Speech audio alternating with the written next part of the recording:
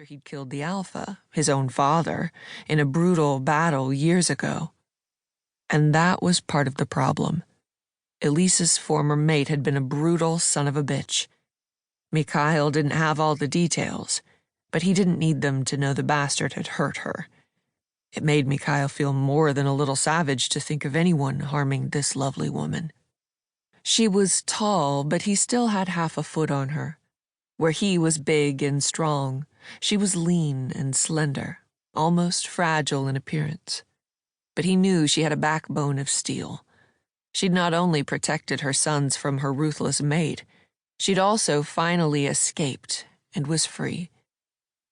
From what he'd learned from his sister, Elise had been alone for a little more than a decade. It was time for him to make a move. Either that, or he had to leave. He couldn't take being around her any longer without touching her. He'd been here for months now. Each day was a new exercise in torture. His hand and his dick were on intimate terms. Each time he jacked off, it was with a picture of Elise in his mind. For a man who'd lived over 60 years, it should have been embarrassing as hell.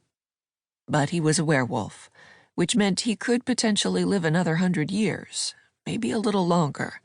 His lifespan was twice that of a normal human. So while he might be considered a little old in human terms, for a werewolf, he was in his prime. He looked around 40, and that was only because of the gray hair that streaked his temples. He knew Elise was around his age, maybe even a bit older. She had to be, since she had 2 grown sons. But she looked and moved like a woman in her late 30s, vibrant, alive, and extremely sexy. It wasn't easy to keep his interest in her hidden. He was a man, but he was also a wolf, and his primal instincts ruled. He'd seen her watching him and knew he wasn't alone in his attraction. He'd rather cut off his own hand than cause her any distress, but it was time to show her just how much he wanted her. What happened after that was up to her.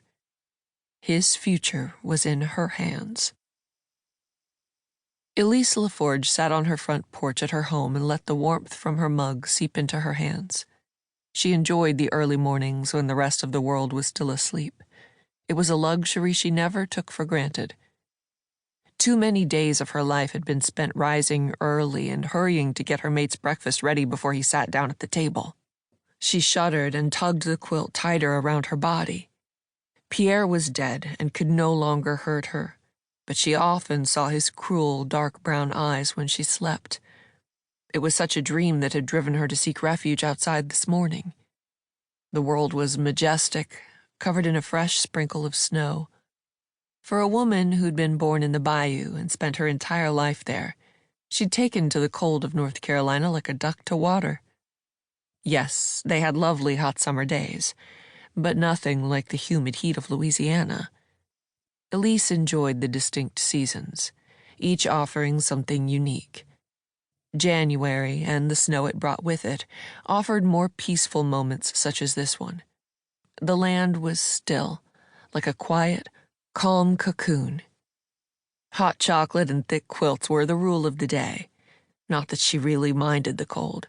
She was a full-blooded werewolf, after all. But she liked the coziness of being wrapped up against the chill in a quilt she'd made herself. She ran her fingers over the intricate design. She loved creating. Unlike most of the other women of the pack, Elise didn't have a specialty. She sewed quilts and much of her own clothing, and she cooked and baked and made jars of jams and jellies from the fresh fruits of the summer and fall harvests. Her latest passion was photography. On a whim, she'd bought herself a camera.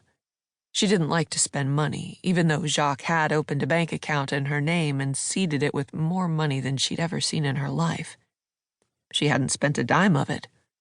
Instead, she'd worked and sold some of her jams and quilts at the local farmer's market, building up a nest egg of her own. She'd taken the money her son had given her and opened up 2 new accounts, one for each of the grandsons he and his mate had given her. Jacques hadn't been happy with her, but he'd understood. She'd seen it in his golden brown eyes that mirrored hers. It was enough that the